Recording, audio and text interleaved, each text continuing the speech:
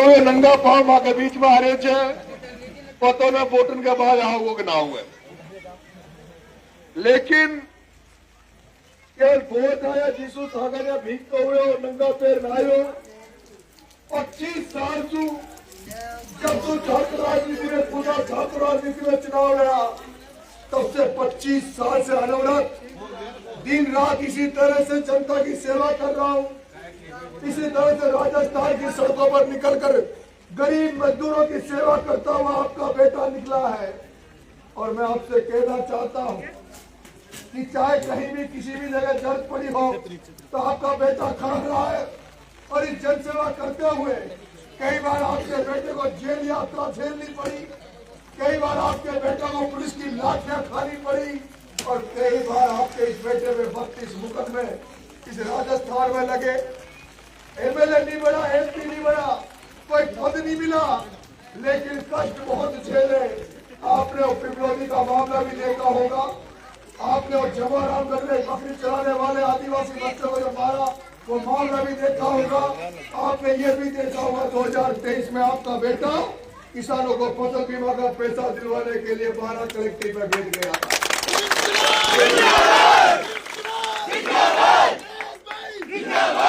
जैसा पिपलोदी के बच्चों में न्याय दिलवाया, जवाहरामगढ़ में न्याय दिलवाया, एक आपके नाहरगढ़ में 2 बच्चे लाइट से चिपक के मर गए थे, उनको 28 लाख रुपए दिलवाए। किसानों को धरना देकर फसल बीमा के 81 करोड़ दिलवाए। अगर तुम इस बार मेरे पीड़ा को 2.5 साल के लिए वोट देकर विधानसभा में भेज दोगे तो जो फसल बीमा के पैसों का तुम इंतजार कर रहे हो, जो लाइट वाले तुम्हारे यहाँ घरों पर बिल लेकर आ जाते हैं, रीडिंग लेने आ जाते हैं, लेकिन कभी कोई काम लाइट वालों से पड़ जाए तो फोन नहीं उठाते। थाने में जाते हो, थानेदार तुम्हारा बिना पैसे के काम नहीं करता। तहसील में चले जाओ, पटवार घर में चले जाओ, कहीं काम नहीं होता। चारों तरफ अगर फैला हुआ है तो भ्रष्टाचार फैला हुआ है। जिन लोगों को वोट देकर तुम चुनकर भेजते हो वो भी केवल जनता के लिए काम नहीं बल्कि राजनीति को व्यवसाय का धंधा बना लिया, पैसा कमाने का धंधा बना लिया। तुम्हारा बेटा तुमसे 2.5 साल के लिए वोट मांगने आया है। अगर तुमने इस बेटे को वोट के साथ साथ आस पास के एरिया में प्रचार करते हुए इसको विधानसभा भेज दिया तो आचार संहिता खत्म होने के बाद एक आंदोलन करूंगा और एक किसान को फसल बीमा का पैसा दिलवाने का काम करवाना।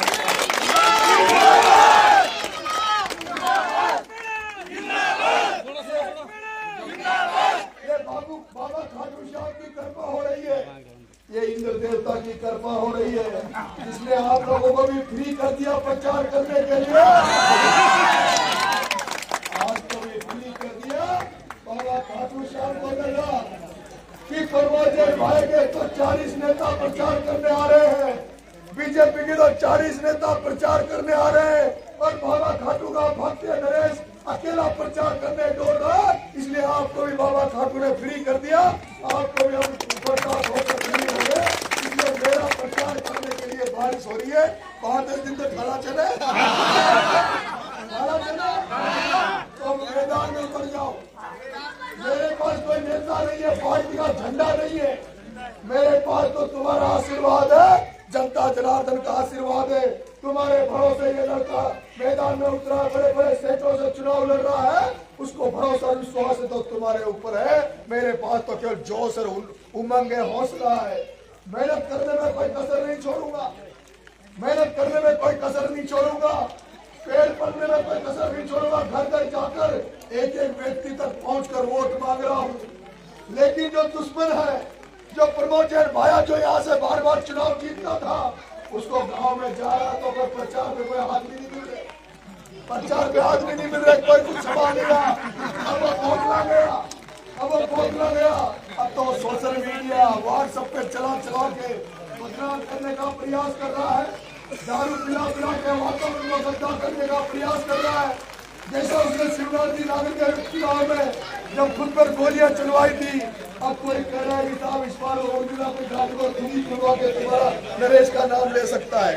इसलिए अफवाह में नहीं आना, ये फेसबुक व्हाट्सएप पे कोई गलत खबरें चला रहे हैं, इनको जवाब देना सीखो, इनको जवाब दो कि नरेश मीणा तो बारिश में भी जनता के पैरों पर पड़ के वोट मांग रहा।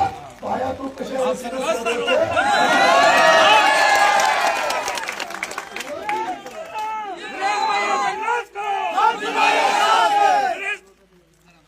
भाइयों तो सेठ का घर में पैदा हुए थे, भाइयों तो लालो से लालो, भाइयों तो सेठ का घर में पैदा हुए थे और ये थापो नरेश तो किसान का घर में पैदा हुए थे। जो पैदा हो रहा जब से कष्ट झेल रहे हो, जो पैदा हुआ तब से ही कष्ट झेल रहा है। ये आपका बेटा तो कड़ाके की ठंड में पार्क भी करना चाहता है, आपका बेटे ने तो नस्ल की खेती भी करी है और झकर के टाइम पर खेतर में जार फलडा भी पीना है। इसलिए पानी काहे न पिला सके। मुझे कह रहे जो मारा लड़कान सु अरे आप भी गाड़ी को भी बंद कर दो, हमें फालतू डीजल पड़ जाए, आप लोग पकाई तोड़ दे पूरा अंता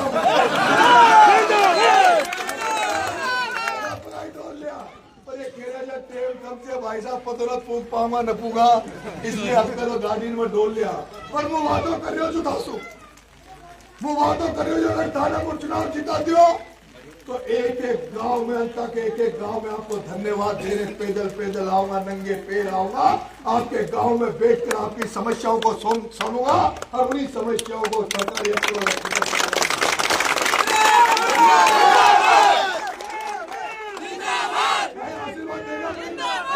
मैं आशीर्वाद देगा। एक बार छतरी नहीं हटा और दोनों हाथ करा नहीं, छतरी नहीं की चाहिए।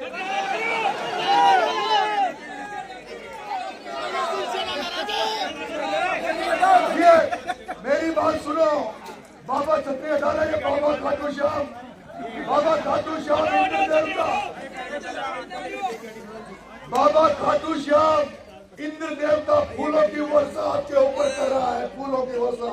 ये फूलों के रूप में नरेश को रात को बाबा खाटू श्याम का आशीर्वाद मिल रहा है। अब अपने बेटे को अगर हाथ खड़े करके समर्थन दो, पूरे गांव का समर्थन, पूरे गांव का समर्थन, एक भी वोट न छूटेगा। सरू समाज को आशीर्वाद मिलेगा, सरू समाज को एक भी वोट एक्टिविटी न होनी चाहिए। 2000 बंद करेंगे।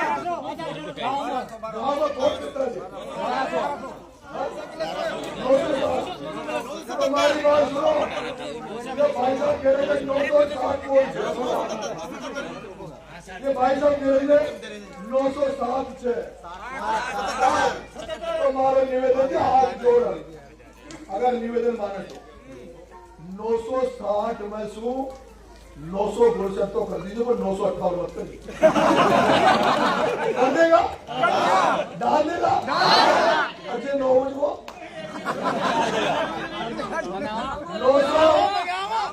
960 में सु एक वोट की छूट से 958 डलनी चाहिए। और उमर जब वो तेजा जी का जिलोदा की जब पेटी करे ना और भाइयों बीजेपी वाला देखे